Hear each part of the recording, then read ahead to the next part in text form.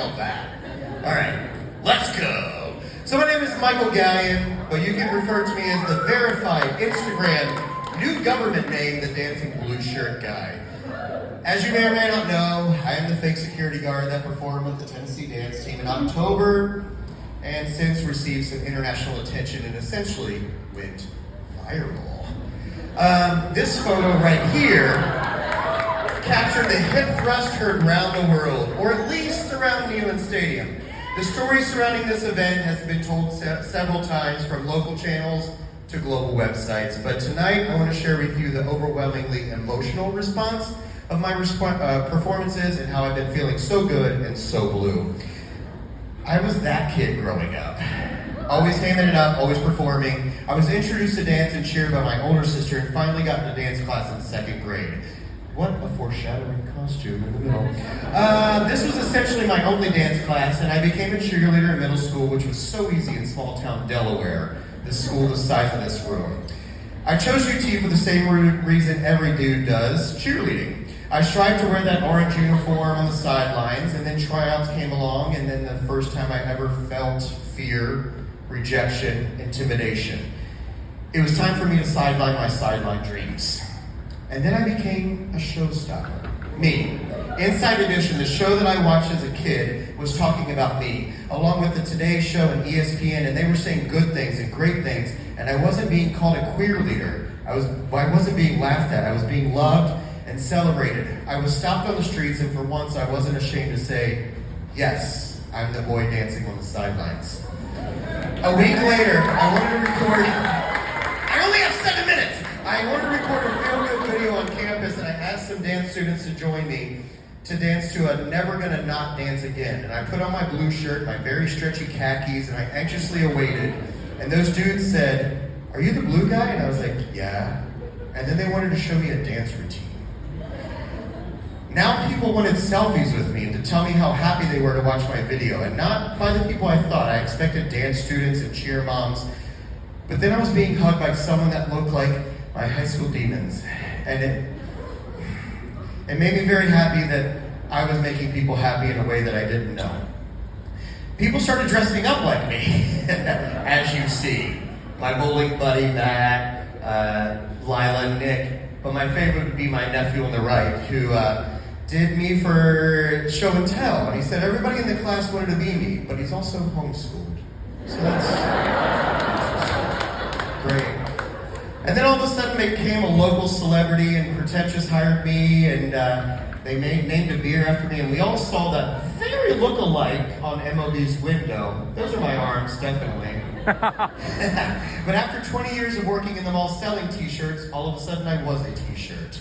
And within a month, we were sold out, and they were being shipped everywhere. People wanted my face on their chest, again.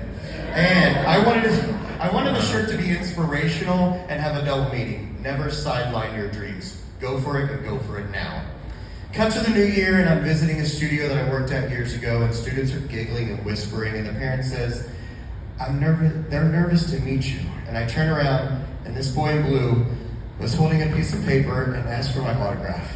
My very first autograph.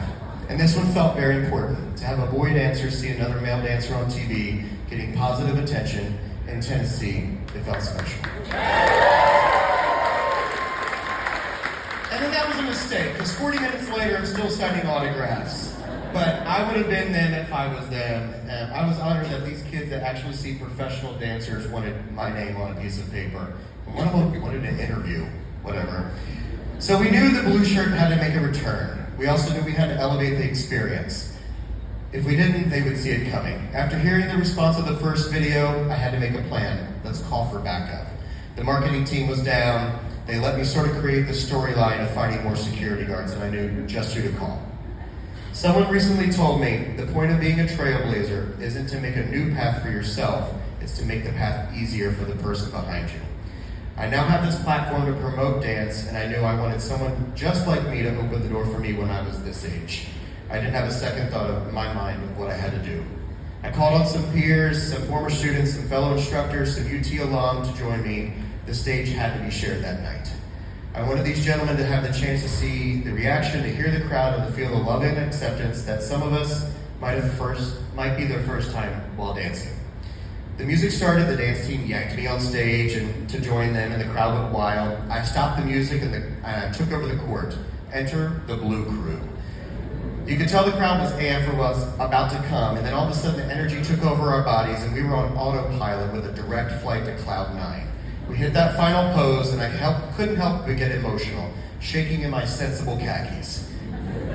They loved us. Coming off that court was nothing less than magical. The kids were pumped, the adults were hyped, and I was blue. We just had 14 boys dancing in the middle of a Tennessee basketball game. We were getting high fives and not swirlies. People were standing up and not putting us down.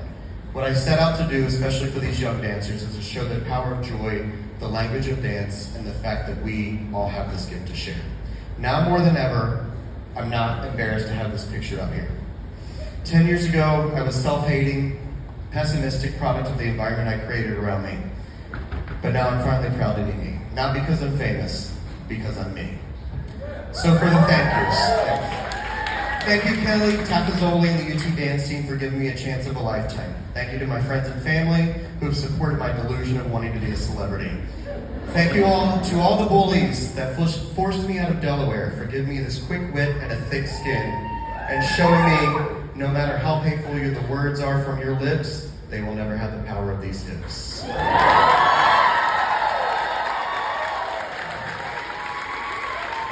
should end it there, but I won't. I need to apologize to one person, the 18-year-old cheerleader from Delaware. I'm sorry I didn't believe in you. I'm sorry I stopped your dreams. I was scared that you would get hurt and that you weren't good enough. I made you sideline your dreams because of your fear, but I'm learning to be the best version of you that I can be. The people love you, they always have, and now I'm proud to be blue. Thank you.